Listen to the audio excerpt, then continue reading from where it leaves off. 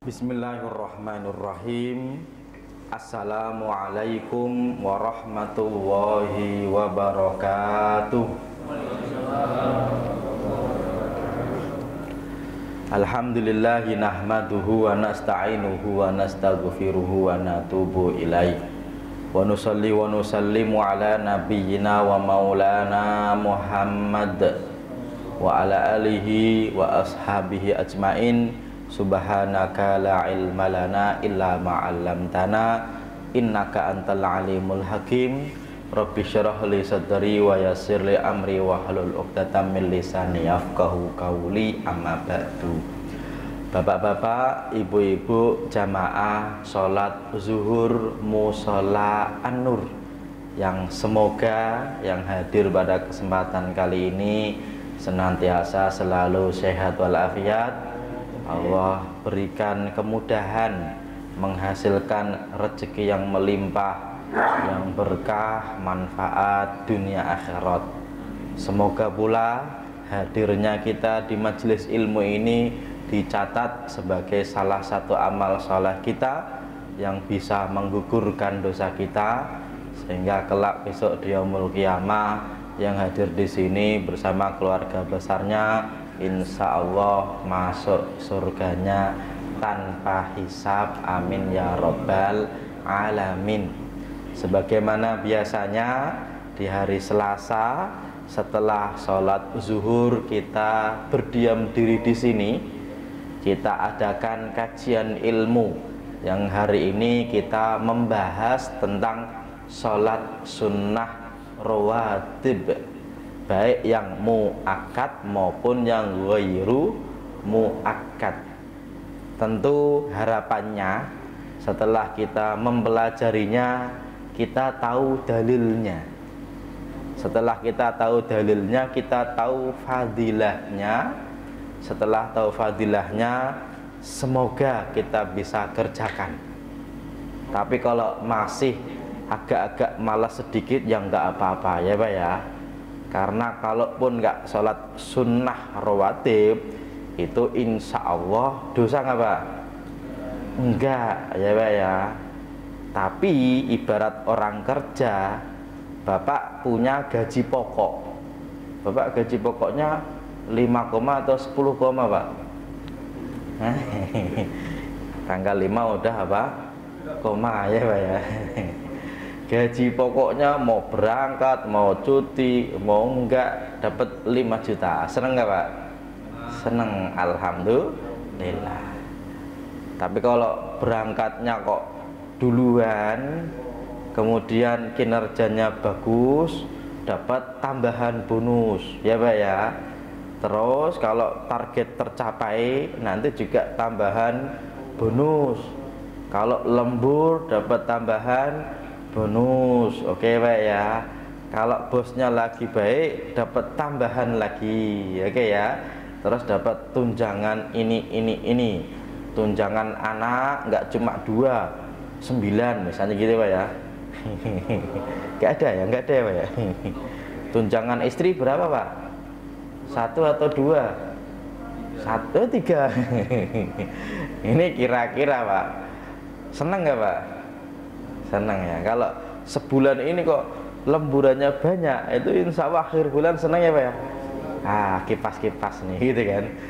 Tapi kalau libur terus gitu ya, ya cuma dapat gaji apa pokok, lumayan sih ya Pak ya. Tapi sholat sunnah rawatib ini Pak, sebenarnya nanti fadilahnya banyak. Salah satu yang terpenting dari fadilah sunnah rawatib ini Pak, sebagai pelengkap, sebagai penyempurna dari sholat fardu kita, dan sebagai usaha memperbaiki kualitas sholat fardu kita ya Pak ya. Ini utamanya Pak. Makanya kemarin saya sudah sampaikan, hampir sholat 5 waktu ada qobliyahnya semuanya. Tapi ada yang tidak ada ba'diyahnya. Yang tidak ada ba'diyah apa Pak? Asar dan subuh ya Pak ya.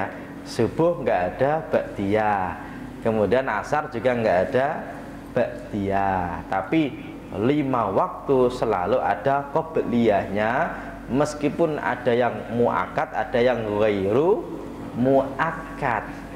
Mengingat Pak, sholat fardu ini kan menjadi pertanyaan pertama yang menjadi apa? Kira-kira kedepannya baik atau tidak, ya Pak ya. Orang itu kalau mau masuk kuliah, misalnya jurusannya apa nih yang kira-kira susah, kedokteran, ya Pak ya. Kedokteran susah nggak Pak? Oh, kalau nggak punya orang dalam susah ya Pak ya. Susah lah, setidaknya nilainya harus bagus. Nilainya apa yang kira-kira harus bagus Pak? Matematika ya Pak ya, kimia, biologi itu kan utamanya. Orang itu kalau mau masuk surga minimal itu nilai sholat fardunya itu A Pak, nggak boleh amin gitu Pak ya. Mohon maaf, ini bukan partai atau bukan anu ya. Bukan ya. Oke. Dan kualitas sholat fardu itu ternyata Pak berat mempertahankan kualitasnya. Kenapa berat? Ya, karena setan itu sengaja datang ketika orang sholat untuk mengganggu orang yang sedang apa? Sholat. Ini ibaratnya apa Pak? Kalau nggak khusyuk Pak, bisa dijadiin kambing hitam ya Pak ya. Oke, karena Pak, dalam hadis yang sahih kan ketika ada azan, ya maka setannya apa? Lari Pak dari masjid, dari musola. Selesai azan setannya datang lagi ya Pak ya. Kemudian ketika iqomah Pak, lari nggak Pak? Lari. Ketika selesai iqomah datang lagi. Makanya kalau Bapak kok dengar azan kok panas, jangan-jangan ya Pak ya ada setannya. Kalau ada temen dengar azan kok malah pergi, kayaknya perlu diazanin ya Pak ya. Perlu diruqyah nih kayaknya, karena salah satu metode ruqyah itu diazanin Pak. Nah, setan itu takut dengan azan ya Pak ya. Termasuk azan itu juga bisa meredakan orang yang marah gara-gara kesetanan. Makanya kalau Bapak punya istri kok sedang marah, ya pegang kepalanya ya Pak ya, terus Bapak azan, Allahu Akbar, Allahu Akbar. Insya Allah Bapak sembuh atau tambah marah ya. Karena itu ada hadis yang menyebutkan setan itu takut sama apa? Azan. Tapi selesai iqamah datang lagi ke masjid, ke musola, dan mengganggu orang yang sedang apa? Salat. Dan bilangnya itu apa Pak? Udkur kada wa kada, udkur kada wa kada, ya Pak ya. Ingat ini, ingat ini, ingat ini, ingat ini ya. Jadi kalau Bapak pas sholat takbir masih khusyuk alhamdulillah, tapi setelah baca Fatihah kadang-kadang pikirannya kemana-mana ya Pak ya. Allahu Akbar, hari ini lauknya apa ya gitu ya. Lauknya apa Ustaz? Ada ya. Kadang-kadang begitu ya. Allahu Akbar, alhamdulillah kan hari ini kan bentar lagi Desember nih banyak liburnya ya Pak ya. Itu kadang-kadang pikirannya kemana-mana Pak. Dan salah satu ya cara untuk memperbaiki kualitas sholat kita yaitu dengan sholat sunnah apa? Rawatib minimal qobliyah. Kalau ba'diyah itu melengkapi yang tadi sudah dijalani. Tapi kalau qobliyah Pak, itu ya seperti kita makan, itu ya nggak harus langsung makan berat ya Pak ya. Bapak kalau olahraga itu kan biasanya ada apa? Pemanasan ya Pak ya. Hubungan suami istri di sini udah nggak ada yang belum menikah kan ya? Menikah semua ya Pak ya? Nggak ada yang jomblo kan ya? Nah, kira-kira Bapak pemanasan atau langsung gas Pak? Pemanasan dulu ya Pak ya. Mobil aja mau dipakai dipanasin Pak ya Pak ya. Orang mau renang itu kan juga ada pemanasan. Hampir semuanya Pak. Biar apa? Ya biar ketika benar-benar terjadi nanti ya sudah apa? On fair ya Pak ya. Sudah benar-benar siap.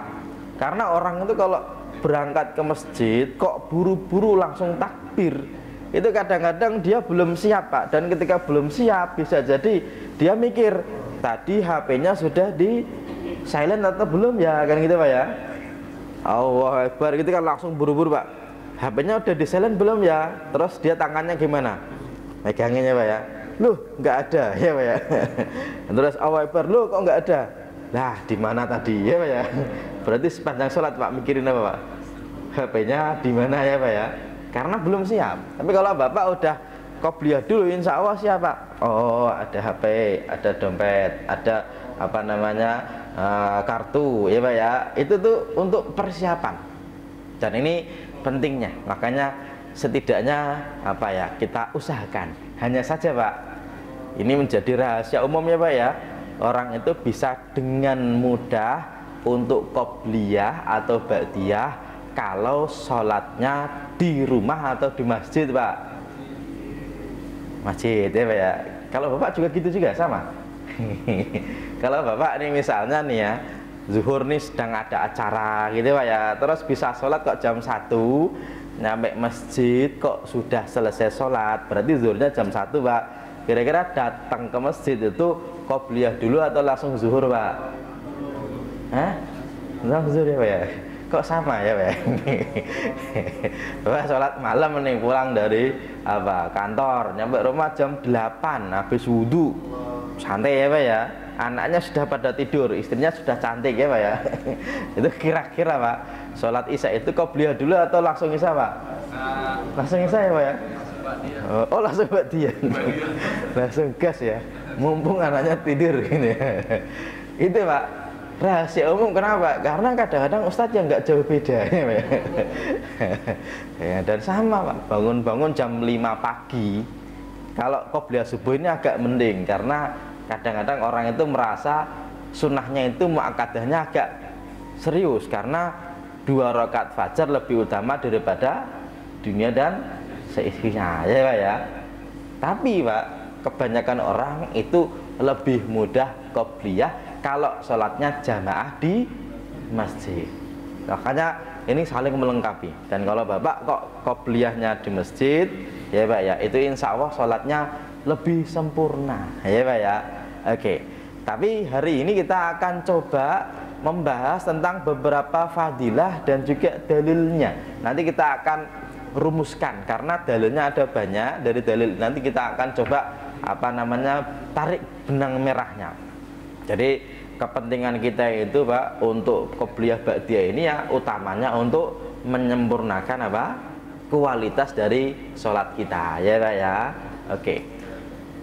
Yang pertama Pak, dalam hadis yang sahih ya, ada yang bilang hasan, Nabi menyebutkan man hafadha ala arba'i raka'atin qabla zuhri wa arba'in ba'daha haramahu wa huwa 'alan nar. Nanti kita akan coba rumuskan ya Pak ya. Saya akan bacakan dalilnya dulu. Nanti kita akan apa namanya tarik kesimpulannya. Ini dalil yang pertama. Siapa yang menjaga 4 rakaat sebelum zuhur, 4 rakaat setelah zuhur, Allah haramkan jasadnya untuk masuk apa, neraka. Masya Allah ya Pak ya. Cuma kadang-kadang kita itu mikir begini Pak, cuma 4 rakaat kok ya fadilahnya kok gede banget ya Pak ya.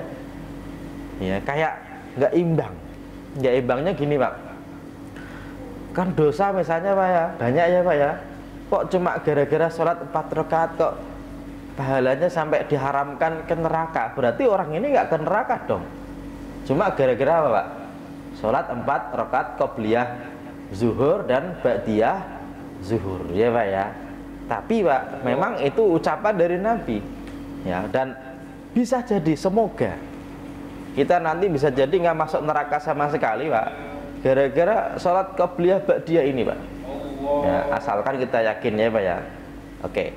Nah, nanti kita akan bahas 4-nya ini apakah pakai apa namanya tasyahud awal atau tidak. Nanti kita akan bahas. Saya akan bacakan hadis-hadisnya dulu ya. Yang kedua, ada hadis juga riwayat Imam Ibnu Huzaimah, kemudian Imam At-Tirmidzi, yang mana hadisnya begini. Rahimallahu mra'an, Allah merahmati seseorang sholat arba'an yang sholat 4 rakaat qoblal asri, sebelum asar ya Pak ya. Berarti zuhur qobliyahnya 4, ba'diyahnya 4. Kalau asar qobliyahnya berapa? 4 ya. Nanti kita akan bagi ini rawatib yang muakkad, ini yang ghairu muakkad ya Pak ya. Kemudian yang ketiga, kalau tadi zuhur 4, kalau asar berarti 4 di awal qobliyah, ba'diyahnya nggak ada. Meskipun Nabi akhirnya selalu sholat sunnah setelah sholat asar. Tapi ada ceritanya ya Pak ya. Nabi kenapa selalu sholat sunnah setelah sholat asar? Karena Nabi pernah mengganti ba'diyah zuhur di waktu setelah sholat asar, dan itu hanya khusus kepada Nabi ya Pak ya. Oke, ini pernah nih. Kemudian yang ketiga, dalam hadis yang lain disebutkan ini sholat maghribnya. Hadis riwayat Imam Muslim dari Anas bin Malik, dia berkata, kunna nusolli rok'ataini ba'da ghurubi syamsi fakana sallallahu alaihi wasallam yarona falam ya'murna walam yanhana. Ini sebelum sholat apa? Maghrib. Hadisnya sahih. Kita dulu setelah matahari tenggelam berarti sudah masuk waktu sholat maghrib Pak, sudah azan. Kita sholat 2 rakaat. Nabi melihat kita, Nabi tidak melarang dan Nabi tidak memerintahkan ya Pak ya. Oke. Dalam riwayat Imam Bukhari disebutkan ya dari Abdullah bin Mughaffal radhiyallahu anhu, innan Nabi sallallahu alaihi wasallam, anan Nabi sallallahu alaihi wasallam qala, Nabi memerintahkan, sallu qabla salatil maghrib, salatlah kalian sebelum salat maghrib. Qala fi salisati, berarti 3 kali. Salatlah sebelum salat maghrib, salatlah sebelum salat maghrib ya Pak ya, 3 kali. Terus Nabi menambahkan liman sya'a, bagi yang mau. Berarti qobliyah maghrib ada nggak Pak? Ada ya Pak ya. Tapi Nabi menyebutkan bagi yang mau. Oke. Kemudian yang berikutnya, ya kalau tadi qobliyah maghrib, kita akan baca hadis yang berikutnya Imam Bukhari Muslim. Statusnya sahih. Dari Ibnu Umar, dia berkata, hafidtu minan Nabi sallallahu alaihi wasallam, saya hafal, saya menjaga dari Nabi asyra rakaatin, 10 rakaat. 10 rakaat ini Pak, nanti ulama ada mengatakan gara-gara hadis ini 10 inilah yang disebut dengan salat sunnah rawatib yang muakkad ya Pak ya. Saya hafal nih, saya menjaga dari Nabi 10 rakaataini qabla zuhri, 2 rakaat sebelum zuhur. Hadis pertama tadi 4, hadis ini berarti 2. Wa rakaataini ba'daha, dan 2 rakaat setelah zuhur. Wa rakaataini ba'dal maghribi, dan 2 rakaat setelah maghrib. Berarti asarnya tidak disebut ya Pak ya. Tapi tadi dalam hadis yang sahih juga tadi disebutnya ada setelah sebelum salat asar. Tapi di sini enggak ada. Dan 2 rakaat setelah maghrib di rumahnya. Wa rakaataini ba'dal isya'i fi baitihi, dan 2 rakaat setelah salat isya di rumahnya. Wa rakaataini qabla subhi, dan 2 rakaat sebelum subuh. Makanya ketika ada ulama bilang yang muakkad adalah 10 rakaat, berarti Pak sebelum zuhur berapa? 2, setelah zuhur 2, setelah maghrib 2, setelah isya 2, sebelum subuh 2 ya Pak ya.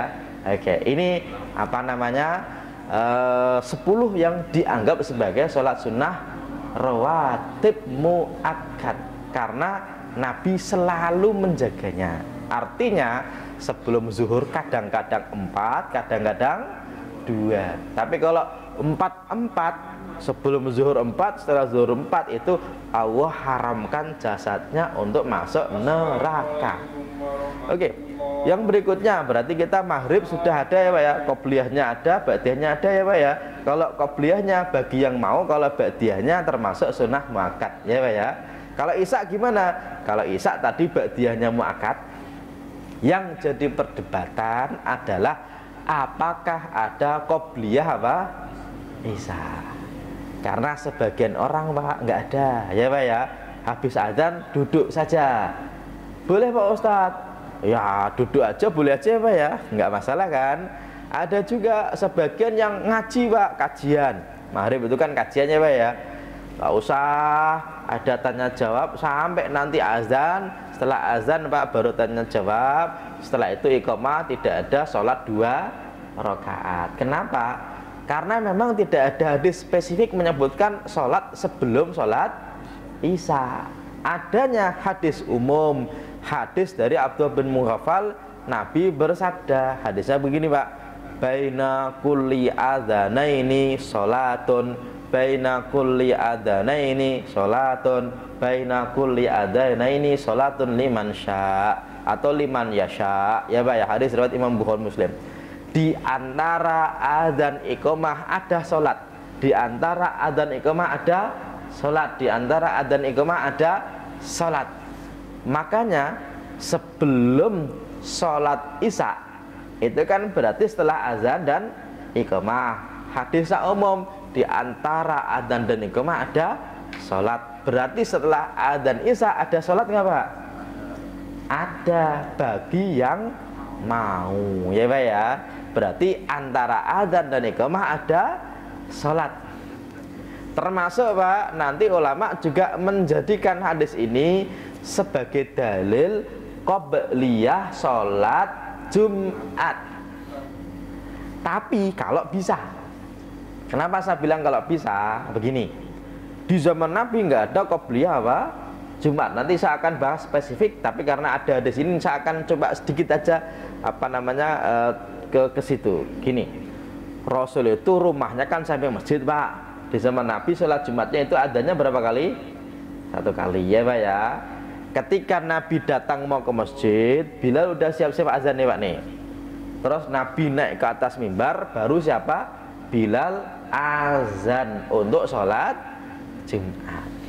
Berarti Pak, bisa qobliyah Jumat nggak Pak? Enggak, kenapa?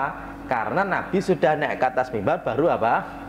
Azan. Padahal hadisnya bilang di antara azan dan iqamah ada sholat. Makanya Pak, kalau model sholatnya seperti itu, maka tidak ada qobliyah apa?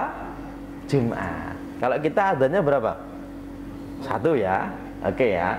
Berarti kalau khotib naik ke atas mimbar kan baru azan tuh Pak tuh. Ya. Kalau setelah azan kan berarti ada sholat bagi yang mau, ya Pak ya. Karena di Indonesia ada yang sebagian adanya sekali, dan setelah adzan kok khotib itu khutbah Pak, berarti kita disuruh mendengarkan apa? Khutbah, ya Pak ya.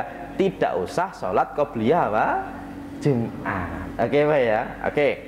Kalau adzannya kok sebelum zuhur gimana Pak Ustadz? Kan di zaman Utsman adzannya 2 Pak, tapi yang satu sebelum masuk waktu zuhur, ya Pak ya. Jam-jam 10 gitu Pak, jam setengah 11 itu azan, Allahu Akbar, Allahu Akbar. Kalau sekarang itu diganti dengan kiroat. Di masjid-masjid kan disetelin kiroat, ya Pak ya. Nah, hari Jumat kan wirian. Dan setelah azan itu kan nggak ada sholat qobliyah Jumat. Kenapa? Orang belum zuhur, ya Pak ya. Hanya saja sebagian masyarakat kita ya, itu adzannya 2, ya Pak ya.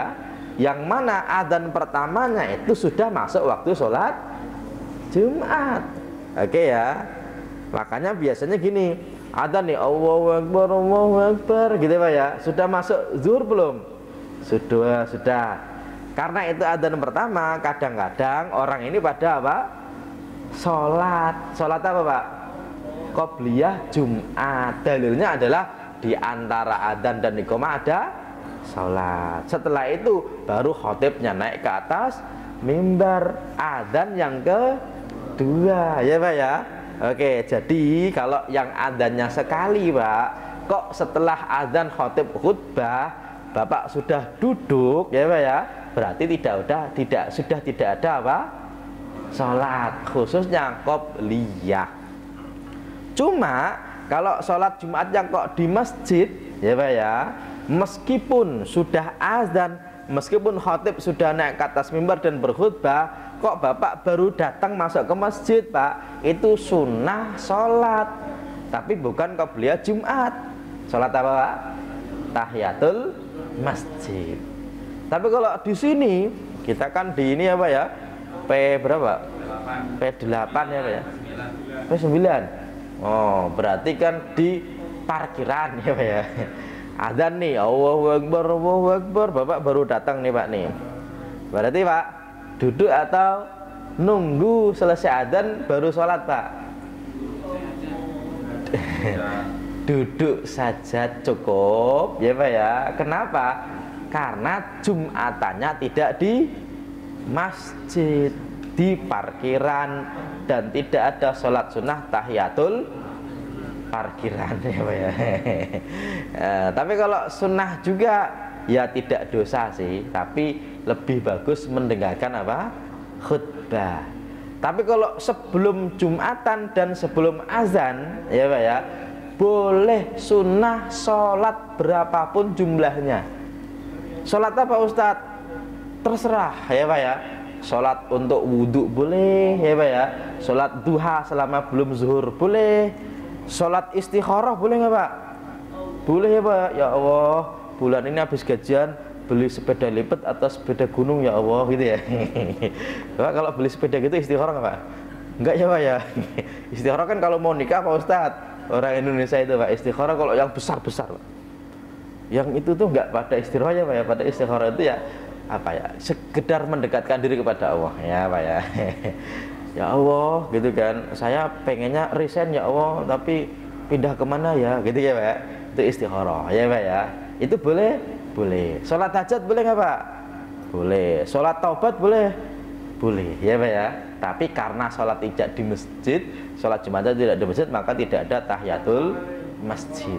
Dan dalilnya itu ya hadis ini Pak, di antara adzan dan iqamah ada sholat bagi yang mau. Makanya kalau ditanya apakah qobliyah isya itu ada, jawabannya apa? Ada. Tapi apakah dalilnya spesifik? Jawabannya tidak. Tapi dalilnya umum, yaitu di antara adzan dan iqamah ada sholat bagi yang mau. Tapi kalau Bapak nggak mau sholat, boleh nggak Pak? Ya boleh kan, sholat bagi yang mau aja Pak ya. Kira-kira kalau yang sholat dapat pahala nggak Pak? Dapat. Yang nggak sholat Pak, dapat pahala nggak Pak? Ya enggak. Yang tidak dapat pahala dan dapat masalah itu Pak, sudah nggak sholat, giliran ada yang sholat Pak dijelek-jelekin. Orang nggak tahu dalil, ya Pak ya. Kadang-kadang ada yang betul begitu Pak ya. Oke, ini hadis yang berikutnya tentang sholat isya. Hadis yang berikutnya Imam Bukhari Muslim, statusnya sahih Pak. Ini apa namanya, persis dengan yang tadi ya Pak ya, yaitu 2 rakaat setelah isya di rumahnya. Memang Pak, kalau kita runut ya, kebanyakan sholat sunnahnya Nabi di mana? Di rumah, ya Pak ya. Tapi kalau kebanyakan sholat sunnahnya kita itu di mana Pak? Ditinggalkan, ya Pak ya. Di masjid, ya Pak ya. Kenapa Pak? Ya enaknya di masjid ya Pak ya. Enaknya ya. Tapi kalau bisa di rumah bagus. Tapi kalau di kita, kalau dibandingin di rumah sama di masjid, bagusnya di mana? Yang penting dikerjakan Pak. Kenapa? Karena kalau di rumah saya nggak yakin mengerjakan ya Pak ya. Kenapa? Ya karena Bapak nih habis sholat isya terus pulang, nanti deh badiahnya di rumah. Kira-kira badiah nggak Pak? Kayaknya sih enggak ya Pak. Kayaknya sih enggak. Saya juga pernah mencoba. Nanti badiahnya di rumah ya Pak ya. Itu Pak, mau pulang mampir dulu. Wah, seger-seger nyari jus dulu lah ya Pak ya. Mampir dulu, nanti kemana dulu? Nyampe rumah udah lupa. Ya Pak ya. Makanya kalau dulu Nabi sholat sunnahnya di rumah, karena Nabi juga menyebutkan jangan jadikan rumah kalian seperti kuburan, ya Pak ya. Kenapa? Karena sholat nggak boleh di kuburan, ya Pak ya, nggak boleh Pak. Oke ya, makanya Pak, orang sholat nggak boleh di kuburan, termasuk orang sholat nggak boleh dikubur, ya Pak ya. Ini 2 hal yang mirip ya Pak. Orang sholat boleh nggak dikubur Pak? Nggak boleh ya. Orang baca Quran aja nggak boleh dikubur ya Pak ya. Nggak boleh ya. Tapi ini guyon ya Mama ya. Khawatirnya nanti Bapak dengernya sambil ngantuk-ngantuk, nanti keliru ya. Oh kata Pak Ustadz nggak boleh baca Quran dikubur. Ya bener ya Pak ya. Tapi kalau sholat nggak boleh di kuburan, bener nggak Pak? Bener. Tapi kalau baca Quran Pak, tidak ada hadis yang melarang. Kalaupun ada, yaitu dalil jangan jadikan rumah kalian seperti apa?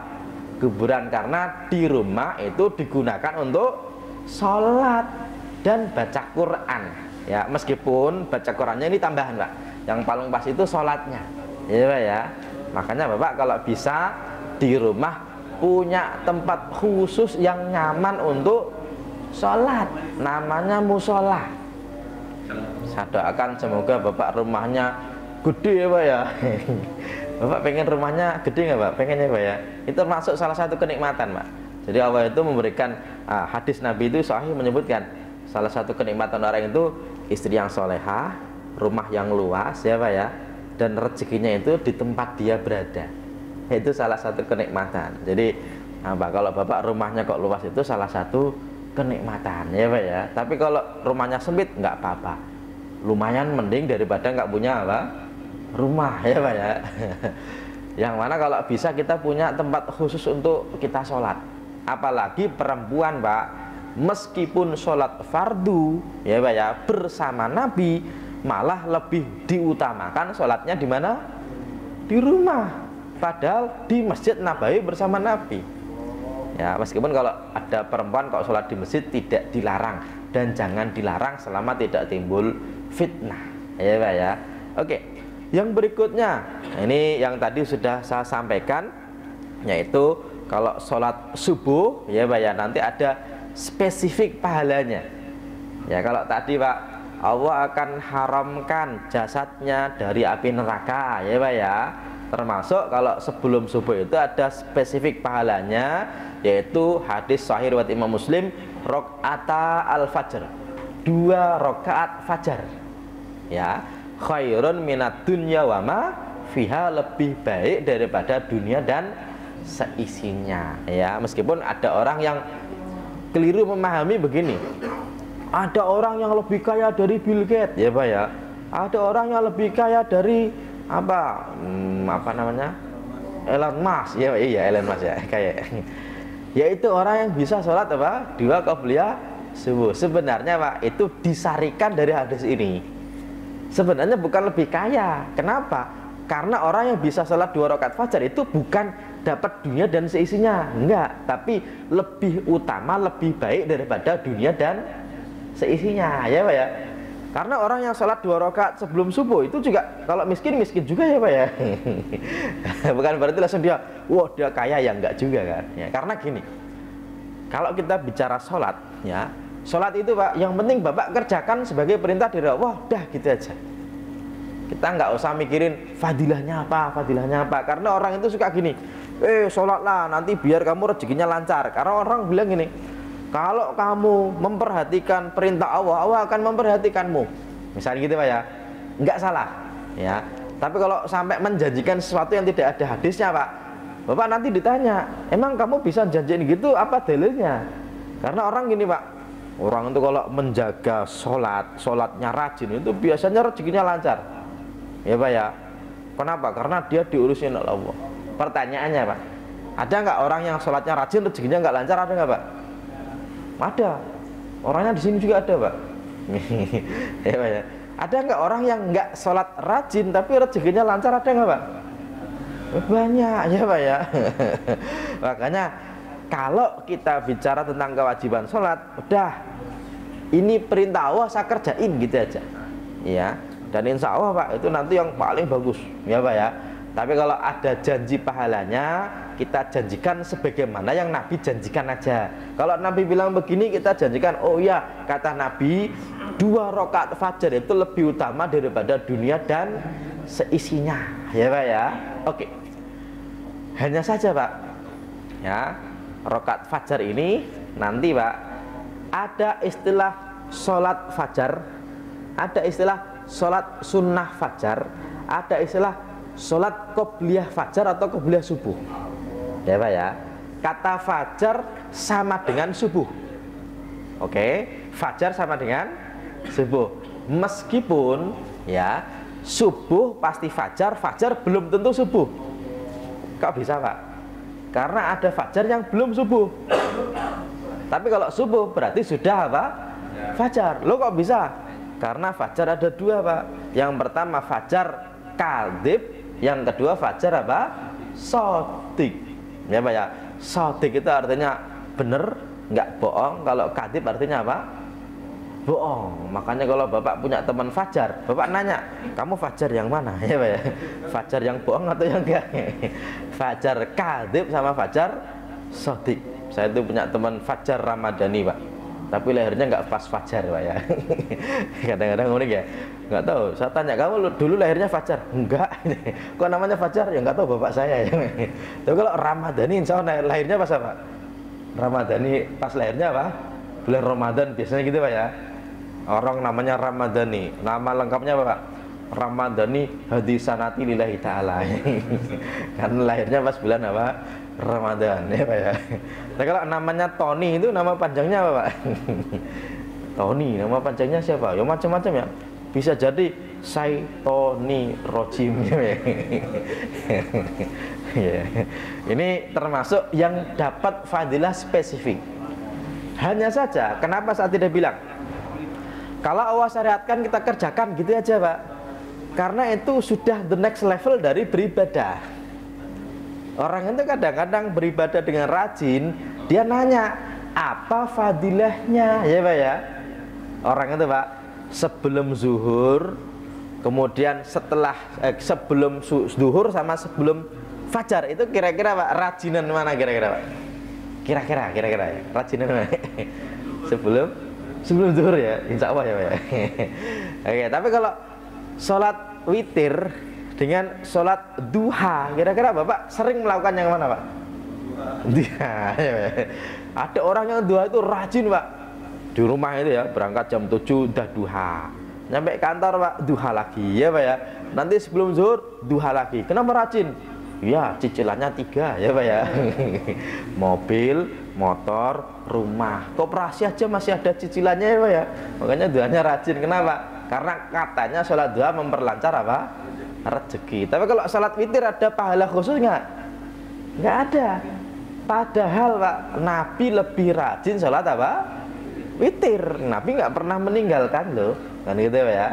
Tapi ya karena itu perintah dan itu pernah dikerjakan Nabi, kita kerjakan. Tapi kalau Bapak levelnya masih dijanjikan pahala, nggak apa-apa ya Pak ya. Orang itu Pak beriman itu ada yang levelnya takut masuk neraka, ada yang pengen dapat surga, ada. Tapi ada yang ya Allah perintahin saya kerjain gitu aja, ada ya Pak ya. Tapi kalau masih di level kalau dapat pahala yang banyak, dapat janji pahala yang melimpah, saya kerjain, ini Pak nggak apa-apa. Itu masih di level seperti itu. Ibarat anak-anak Pak, itu ada yang diperintahkan, itu mau, tapi dengan catatan nanti kembaliannya buat saya ya, kan itu Pak ya. Ada. Tapi ada yang sampai level begini, kok nggak disuruh-suruh ya, padahal saya seneng disuruh ya Pak ya. Bapak ini ketika dulu masih pacaran Pak, itu diminta pacarnya itu seneng nggak Pak? Atau Bapak nggak pernah pacaran? Masya Allah ya Pak ya. Orang itu kalau lagi pacaran, terus ceweknya itu Pak WA, masa kerja malam nih jam 10 baru pulang, bisa minta tolong nggak dijemput? Kira-kira Pak oke atau enggak Pak? Oh, oke Pak ya. Apalagi malam-malam gitu kan, nanti jangan langsung pulang ya, minum-minum apa dulu gitu Pak ya, ngeteh-ngeteh dulu gitu kan. Semangat Pak ya, semangat. Tapi kalau istrinya yang WA, Mas ya Pak ya, saya nanti kerja sore jam 5 tolong jemput ya. Saya juga ada acara gitu Pak ya. Kadang-kadang Pak yang belum sah itu malah lebih semangat ya Pak ya. Kenapa Pak? Karena ditiup-tiup oleh siapa? Setan ya Pak ya. Tapi Bapak jangan sampai Pak, kalau di WA teman istri temennya malah lebih rajin daripada di WA istrinya Pak ya. Jangan sampai ini ya, ketika istri temannya WA ya, rajin nih dibalas ya Pak ya. Tapi kalau istrinya WA, ya apa?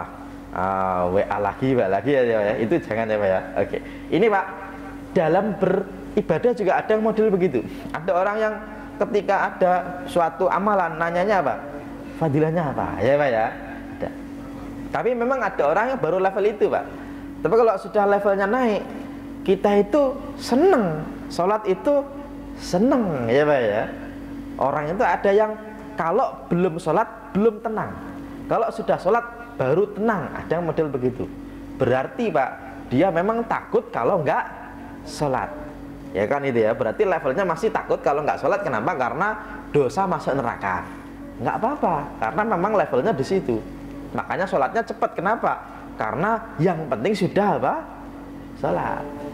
Tapi ada yang levelnya begini, ketika sholat dia senang, dia tenang, ya Pak ya.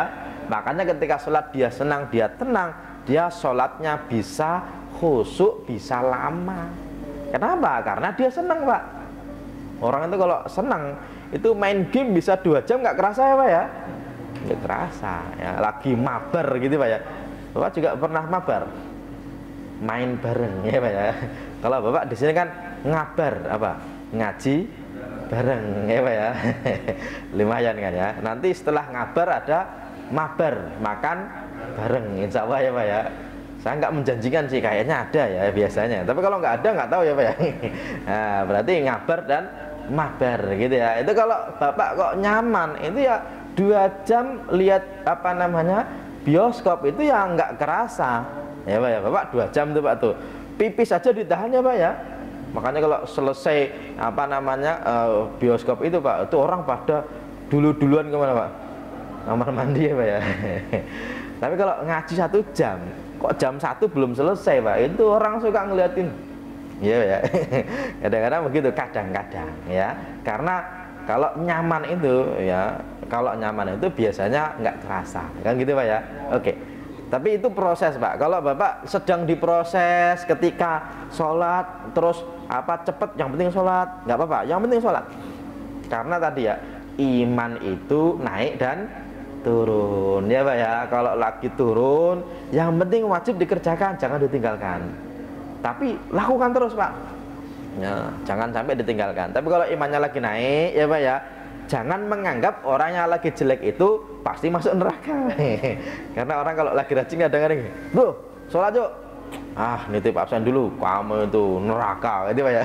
Ya jangan ya Pak ya. Oke, ini apa? Dalil-dalilnya. Makanya kalau kita urutkan Pak, jumlah rokaatnya kalau dihitung sehari semalam yang dilakukan oleh Nabi itu ada 22 ya Pak ya. Kalau kita urutkan Pak, 4 rakaat sebelum zuhur, 4 rakaat setelah zuhur, 4 rakaat sebelum asar, 2 rakaat setelah sebelum maghrib, 2 rakaat setelah maghrib, 2 rakaat sebelum isya, 2 rakaat setelah isya, 2 rakaat sebelum subuh ya Pak ya. 4 berarti 12 tambah 2 berarti tambah 10, berarti jadi 22. Kecuali ba'diyah asar dan ba'diyah subuh ya Pak ya. Bapak insya Allah ya, minimal kalau sholat zuhurnya di masjid kok datang 2 menit sebelum iqamah, insya Allah bisa qobliyah zuhur dan insya Allah bisa ba'diyah zuhur. Makanya kita usahakan untuk di masjid, karena biasanya yang di masjid lebih rajin. Hanya saja kalau ditanya mana yang sering dilakukan oleh Nabi, mana yang dianjurkan banget oleh Nabi, jawabannya ada yang bilang 10 rakaat. Makanya 10 itu namanya sholat sunnah apa? Rawatib muakkad. Rawatib itu artinya apa Pak? Yang rutin. Muakkad itu artinya yang sunnahnya sungguh-sungguh sunnah ya. Nanti Bapak bisa pilih 2 rakaat sebelum zuhur, 2 rakaat setelah zuhur, alhamdulillah, semoga istiqomah ya Pak ya. 2 rakaat setelah maghrib, asarnya malah nggak ada, tapi qobliyah asar tetap boleh ya Pak ya.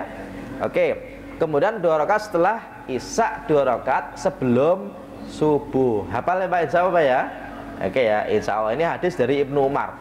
Saya menjaga sahafal dari Nabi, 2 rakaat sebelum zuhur, 2 rakaat sebelum setelah zuhur, 2 rakaat setelah maghrib, 2 rakaat setelah isya, 2 rakaat sebelum subuh. Meskipun ada yang nambahin jadi 12. 12 dari mana? Dari sebelum sholat asar itu 4 ya Pak ya. Sebelum sholat asar itu ada 4. Oke Pak ya. Oke, ini ada tambahan nih Pak nih. 2 rakaat sebelum zuhur, 2 rakaat sebelum asar ya. Kemudian 2 rakaat sebelum 2 rakaat setelah zuhur, 2 rakaat sebelum asar, 4 rakaat setelah asar, 2 rakaat sebelum maghrib, dan ini 12 ini, mohon maaf, 12 ini berarti yang ghairu muakkad. Mohon maaf Pak ya. 22 kurangnya 10 berarti jumlahnya yang ghairu muakkad ada berapa? 12. Oke ya. Hanya saja orang yang rajin 12 rakaat sehari semalam Pak, berarti ada tambahannya 2 nih. ya. Kalau yang tadi yang dihafalkan Ibnu Umar kan ada 10. Tapi kalau yang 12 ini ada tambahannya, yaitu sebelum asar itu 4 bukan 2. Maka ada janji spesifik dalam hadis riwayat Imam At-Tirmidzi, siapa yang sabar, siapa yang selalu mengerjakan 12 rakaat dari sholat sunnah rawatib, maka Allah akan bangunkan rumah di perumahan surga. Tinggal Bapak pengennya itu tipenya apa ya Pak ya, tipe yang klaster yang model apa, itu insya Allah Pak dibangunkan di surga. Tapi Pak 12 ini tambah ya, kalau yang tadi 10 itu sebelum zuhurnya 2, ini berapa? 4. Dan 4 ini boleh dikerjakan 2-2, boleh dikerjakan langsung 4. Kalau langsung 4 tanpa tasyahud awal ya Pak ya. Oke. Kalau waktu pelaksanaan Pak, masuk waktu ketika sudah masuk waktu awalnya. Artinya awalnya Pak nggak harus nunggu selesai azan kalau di rumah. Kalau di masjid kita disunahkan untuk menjawab apa? Azan. Meskipun di rumah bagusnya menjawab azan, tapi menjawab azan itu hukumnya sunnah. Kalaupun ketika azan Bapak qobliyah tidak dilarang, tapi Bapak meninggalkan fadilah menjawab azan ya Pak ya. Dan selesai waktunya kapan? Selesai waktunya ketika waktunya habis. Artinya ba'diyah itu Pak nggak harus selesai sholat langsung pun boleh. Contohnya nih, Bapak sholat zuhur belum sempat ba'diyah Pak, terus langsung ngaji ya Pak ya, kadang-kadang ya Pak ya. Terus jam 1 selesai ngaji, boleh nggak kita ba'diyah zuhur? Boleh ya Pak ya. Kenapa? Karena masih di waktu zuhur. Jadi waktu rawatib habis ketika waktu sholatnya selesai. Bapak nih setelah sholat isya di sini nih Pak nih, belum sempat ba'diyah karena ada kajian ngobrol gitu Pak ya. Terus pulang ke rumah, Bapak habis itu wudhu, oh tadi belum ba'diyah isya, ya sudah deh saya sholat 2 rakaat ba'diyah isya, boleh nggak Pak? Boleh, karena masih di waktunya. Bahkan sesekali kalau selesai waktunya Bapak belum sholat ya Pak ya, Bapak boleh mengkodoknya yang pernah saya sampaikan dulu pertemuan kita, yaitu sholat sunnah rawatib itu Pak boleh dikodok cuma sesekali ya Pak ya. Bapak biasanya qobliyah subuh, tapi ketika nyampe masjid Pak sudah selesai mau iqomah ya Pak ya, ya udah sholat bersama imam dulu ya Pak ya. Terus habis itu boleh nggak 2 rakaat sebelum sholat fajar, boleh nggak Pak? Boleh. Hanya saja disarankan tidak di tempat yang menimbulkan fitnah. Kenapa? Karena kalau Bapak sholatnya di masjid, habis sholat subuh kok sholat lagi, orang pada nanya-nanya ya Pak ya, sholat apa lagi kan gitu ya. Tapi kalau ternyata Bapak lakukan nggak masalah, karena dulu ada sahabat Nabi Pak, setelah sholat subuh sholat 2 rakaat, Nabi ngeliatin, setelah saya sholat ditanya, sholat subuh kan 2 rakaat, kok kamu tambah lagi? Dia cuma jawab gini, tadi saya sebelum di rumah itu belum sempat qobliyah subuh, saya datang ke masjid sudah sholat subuh, makanya saya lakukan setelah sholat subuh. Dan Nabi tidak berkomentar apapun, cuma Nabi diam saja. Dan ketika diam saja berarti menandakan itu tidak dilarang, cuma sesekali ya Pak ya. Oke. Dan saya kira sudah jam 1, insya Allah nanti kalau ada waktu berikutnya nanti kita akan bahas tentang beberapa masalah berkaitan dengan sholat sunnah rawatib. Misalnya boleh nggak ya sholat sunnah rawatib berjamaah ya Pak ya, boleh nggak ya dimakmumi orang ya Pak ya. Kan biasanya Bapak nih ba'diyah, tahu-tahu ada orang yang nempel ya Pak ya, nempel, nah boleh nggak ya gitu ya. Terus nanti ketika musafir ada qobliyah ba'diyah atau tidak ketika jamak ya, atau ketika sholat Jumat nanti ada qobliyah ba'diyah atau tidak. Lah masalah tentang apa namanya beberapa sholat sunnah rawatib nanti kita akan bahas di pertemuan berikutnya. Oke, untuk melengkapi kajian kita kali ini sudah jam 1:03. Apakah ada yang mau disampaikan atau mau dikonfirmasi atau mau ditanyakan? Dari kanan ada Pak Edwin, nggak ada? Aman insya Allah ya. Ada? Sini nggak ada? Cukup? Berarti kalau cukup, insya Allah ya Pak ya, kita sama-sama berdoa memohon kepada Allah. Allahumma a'inni ala zikrika wa syukrika wa husni ibadatik. Karena tidak ada kekuatan yang bisa menjalankan ibadah kecuali hanya pemberian dari Allah. Saya doakan semoga bapak-bapak bersemangat untuk menambah amal soleh. Salah satunya mengerjakan ilmu yang kita ketahui, yaitu sholat sunnah rawatib ya Pak ya. Semoga, dan ini insya Allah menjadi tambahan dari sholat kita. Ketika ada yang kurang baiknya sholat kita, insya Allah menjadi tambahan yang menjadikan sholat kita sempurna. Dan kalau sholatnya sempurna Pak, amal yang lainnya sudah ditutup. Ibarat bapak ini lihat apa namanya rapotnya kok di depan itu sudah bagus semua. Oh bagus, dah sana masuk surga. Amin ya robbal alamin ya Pak ya. Kita akhiri dengan baca hamdalah alhamdulillahirabbil alamin, dan juga doa kafaratul majlis. Subhanakallahumma wa bihamdika asyhadu an la ilaha illa anta astaghfiruka wa atubu ilaik. Wala faminkum. Assalamualaikum warahmatullahi wabarakatuh.